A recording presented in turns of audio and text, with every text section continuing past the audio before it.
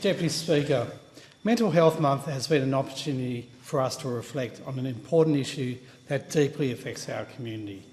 I thank the member for Macquarie for her fine words.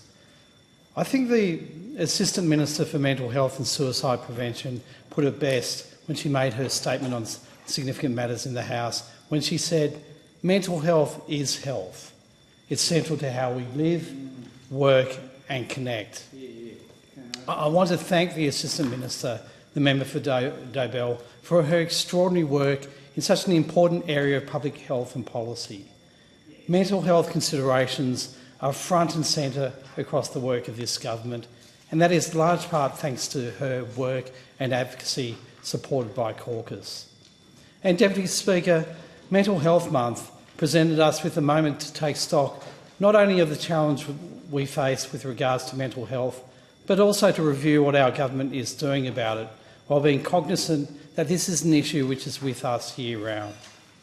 We all have a sense, Deputy Speaker, of the scale of the challenge that faces Australia.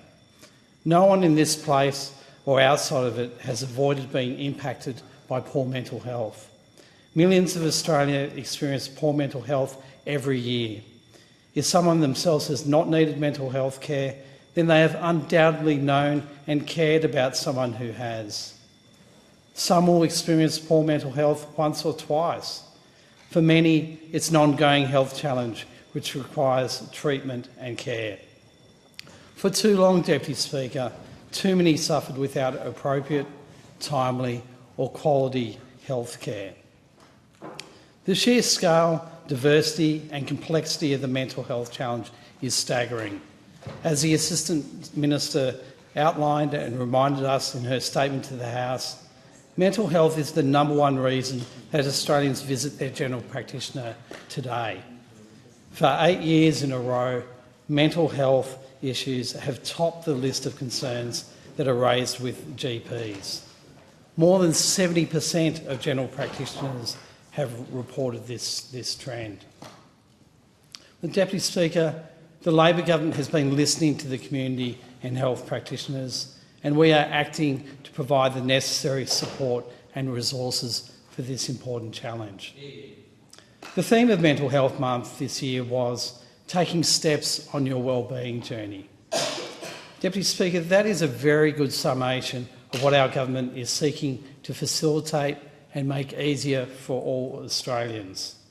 We're doing this to the tune of $1.1 billion. This is the largest mental health package, the single biggest investment in mental health services backed by Medicare. And what this looks like in practice is impressive. We are establishing 91 new medical mental health centres. We are establishing 20 new perinatal mental health centres.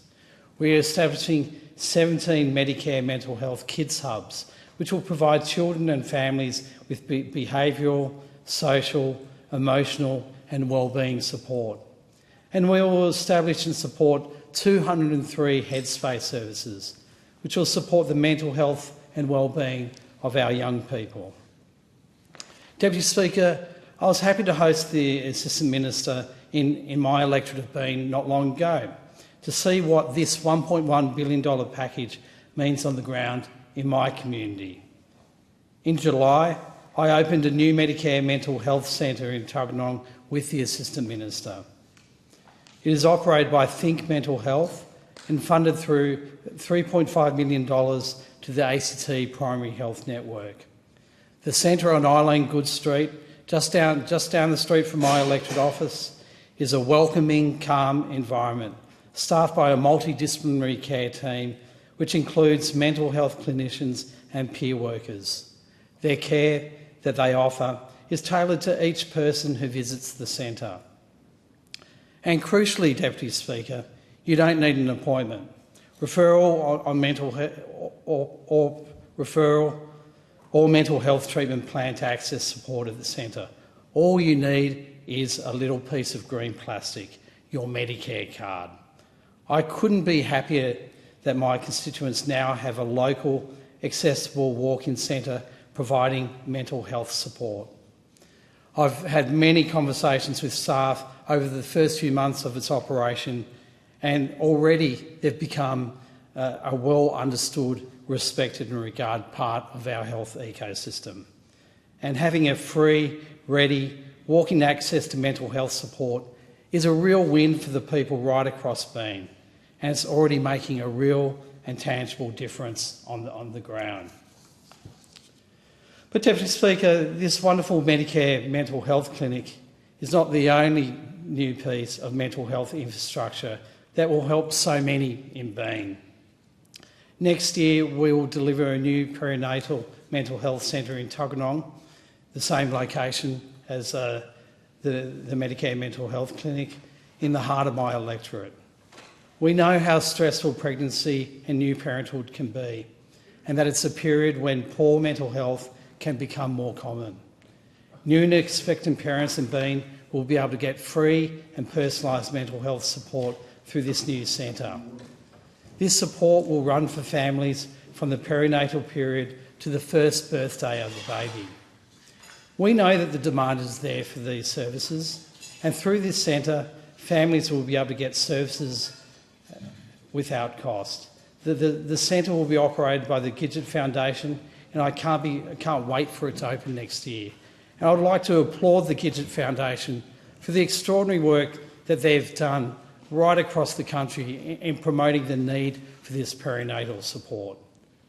And Deputy Speaker, beyond this, and coming up very, very quickly in early December, our social media ban for young people under the age of 16 will make a real difference for their mental health. We have been listening to parents, experts and schools. In particular, I've been engaging with local schools on this topic, including today.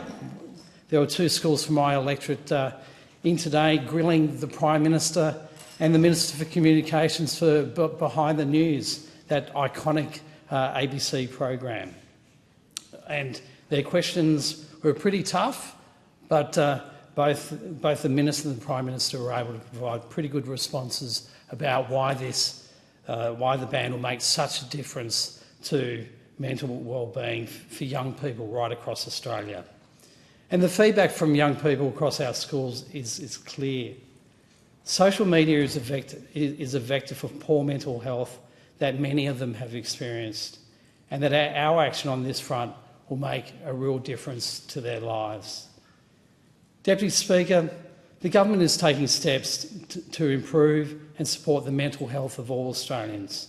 But we know that there's always more to do, but we're very much moving in the right direction, and we are working with our communities of health practice right around the country to do what we can to support Australian families and communities. Thank you.